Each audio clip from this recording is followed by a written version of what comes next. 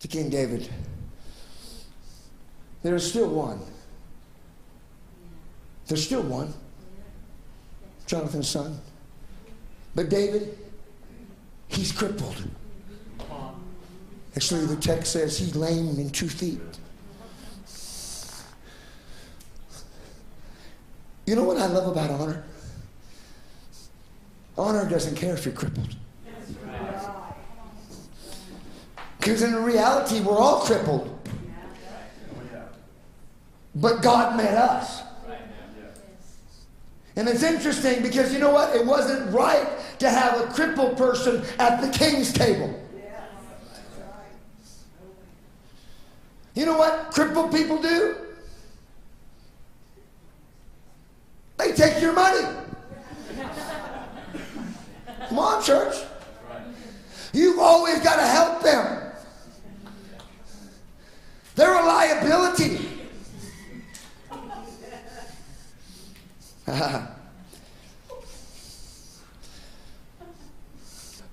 Now listen.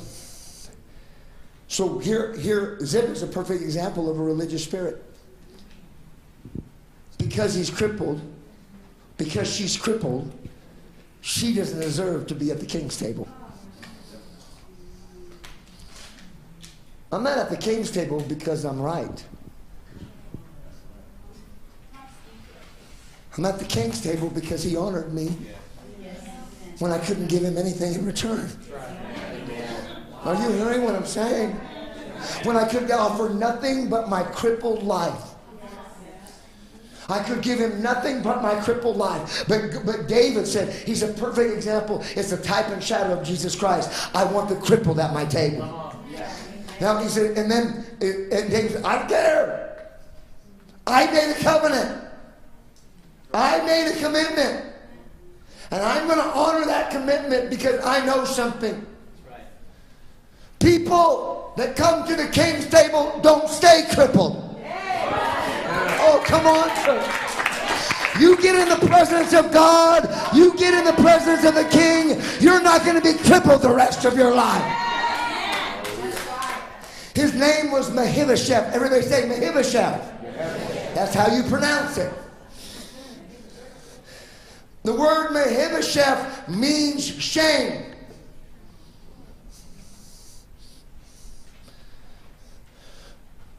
When you're at the king's table, it's a statement. That invitation is a statement saying, you know what? Because you're with me, you don't have to live in shame the rest of your life. Because some people are crippled by their past and crippled by shame. There are people sitting here tonight that are crippled by shame. And shame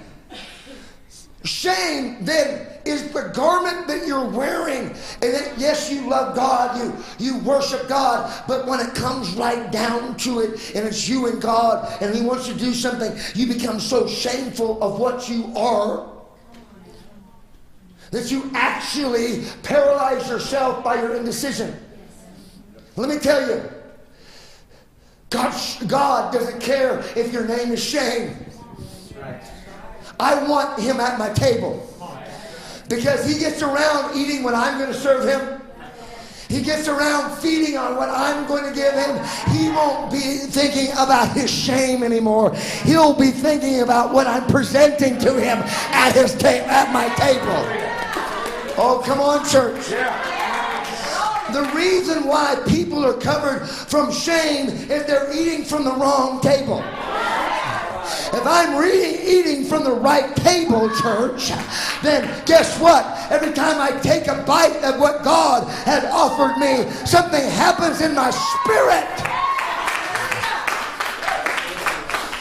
See, even right now, as I'm eating too.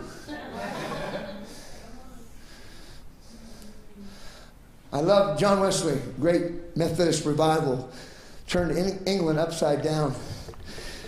Turned the Church of England upside down. You know, and people would sit in his meetings and just shake, fall out in the seat. And get touched by God. He talks about when he encountered God. He said, I was sitting in a meeting, all of a sudden, I love this word. my heart was strangely warm. Church, can I tell you something? When your heart is strangely warmed by the presence, stay there. Stay there. Stay there. When you're doing your devotions and your heart becomes strangely warmed, don't worry about reading 20 chapters. Stay there. Stay there. Camp out there. Camp out there, because you know what's going to happen when you camp out there? God is going to download His presence. I don't need more information. I need more of His presence. Because you know what? People can come up here. They can have the greatest revelation. But without presence, it has no impact. And someone can get up here and carry the presence and say, move, and people can get touched. Because it's about presence. And David said, listen, I don't care if his name is Shane. He's a grandson of a king. Do you realize who you are? Do you realize where you belong? You don't belong at McDonald's. There's nothing wrong with McDonald's. I'm just using that as an example.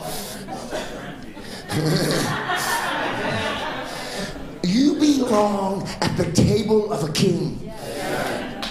Every daughter, every son here, this is in your mind. And so many times, so many. Now, Pastor Marty, I'm going to repeat a story.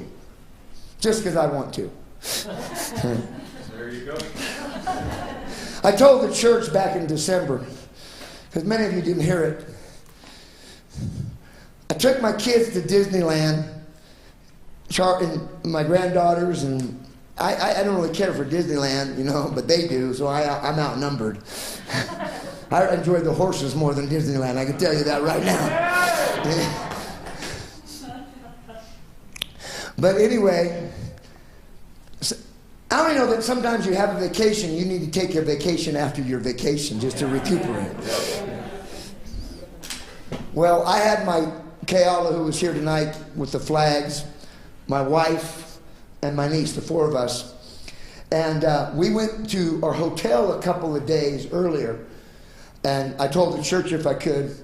And we went on Friday. We came in on, they had a room booked for us for Saturday. And so I just booked a room for Friday as well. Stayed over. And so, because I wanted to rest. But prior to going there, I stopped at Subway to get a sandwich. To get sandwiches for everybody, because I didn't want to go out to dinner. I just wanted to go home, sleep, get connected with God. It had been a long vacation. Those 3 days in Disneyland was torture for Grandpa. But anyway, I bought the Subway sandwiches about 4 or 5 in the afternoon. Well, the church put me at the Sheraton at the LAX airport, which is a 4-star hotel. Well, on Saturday, I decided to fast, and the hotel room was a beautiful suite they put me in.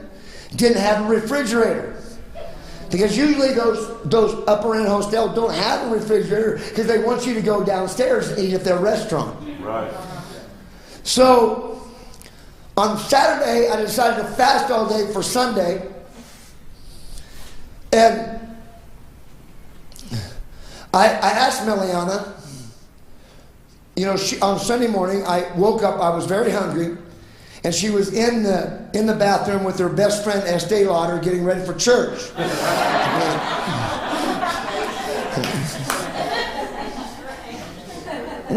with her granddaughter, too. My poor granddaughter. But anyway, I said, Meliana. I knocked on the door and I said, Meliana, where's the leftover Subway sandwiches?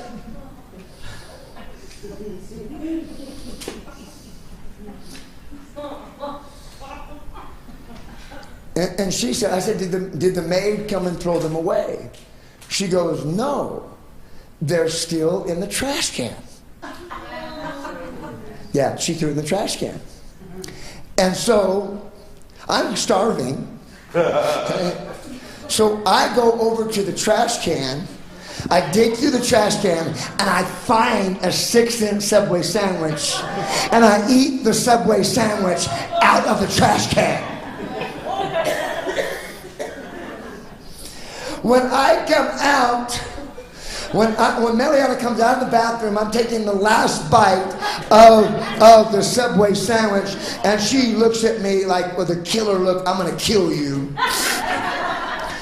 She goes, what are you doing? Do you know where you're at?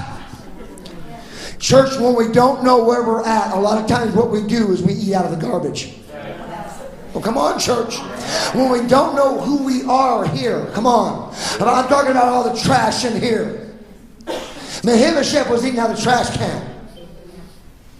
Now, then she turned to me, Meliana. She said, you know, John, do you know that the secretary emailed us and said included in our room is a breakfast buffet? And you are eating out of a trash can? Now, church, it's a Sunday brunch. You know, it's $30, $40, $50 a pop, right? And it's got everything laid out, you know. And it's not that it couldn't afford it. But sometimes we're so lazy because it's easier to eat out of the trash.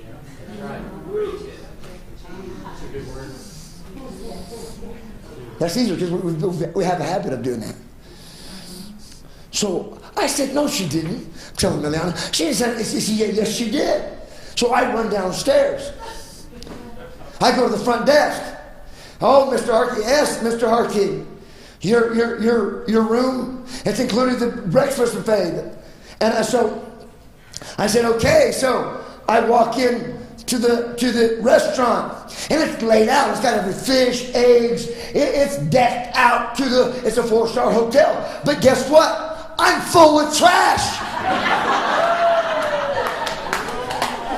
Oh, come on, church. I'm full with trash. I can't eat what has been prepared.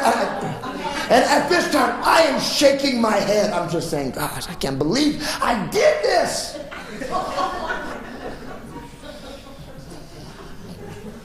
So I get in the elevator and I go up the elevator.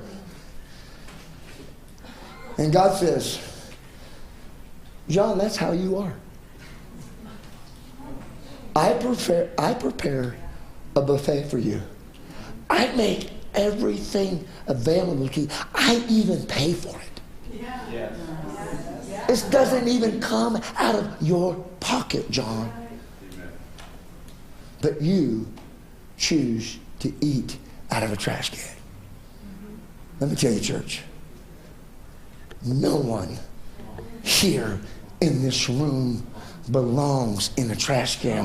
We belong in the King's table. Are you hearing what I'm saying, church? That's where we belong. And this is what I love about David. I don't care if his name is Shame. I don't care if he's living in family Lodabar. I don't care where he's been. He doesn't belong there. He is a grandson of a king. He belongs at the King's table. And they went and got Mephibosheth. And guess what? They gave him a seat at his table. And as I wrap this up, I'm going to close with this thought. Let me just tell you this. When you're at the world's table, when you're eating out of the trash can, you're always looking at how crippled you are. The magnifying glass on your wounds is amplified. It's under the microscope of your mental activity. Church. And we're focusing on it over and over and over again. And it isn't changing the thing, anything. But see, when you're at the King's table, you see, when Mephibosheth was at David's table, nobody was looking under the tablecloth at his legs. Yep. watching how crippled he was. Everybody was looking at the king's face and what the king had prepared for those that sat with him. Oh, come on.